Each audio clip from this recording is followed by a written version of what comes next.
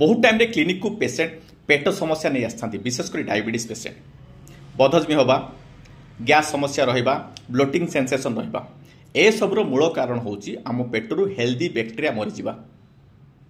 आपण माने जो बैक्टेरिया ना सब शुणी थिबे सबु बैक्टेरिया आम देह पाई खराब नहती। बहुत गुड़ाए बैक्टेरिया अच्छा जो मैंने आम इंटेस्टाइन थांती आम इंटेस्टाइन को हेल्दी रखिबारे हेल्प करती। ए सबु समस्यार मुक्ति पाइबार गोटे उपाय होची ए हेल्दी बैक्टेरिया सफिशिएंट आम पेटरे रहिबा इंटेस्टाइन रहिबा। नेचुरल वे आपण माने यार एमाउंट बा यार परिमाण आम पेटरे बढ़ाई पारिबे जदि आपण माने सफिशिएंट दही खाइबे। जदि आपनको दही खाइबार बारण नाही अदरवाइज जदि दही खाइबा आपनको असुविधा होची ताले आपण माने रेगुलर इंटरवल की प्री प्रोबायोटिक सप्लीमेंटेशन नेबे डाक्तर को परामर्श नहीं सो दैट आम इंटेस्टाइन ले हेल्दी बैक्टेरिया संख्या बढ़िबो एवं पेट समस्या आपण मानकु मुक्ति मिलिबो। Thank you.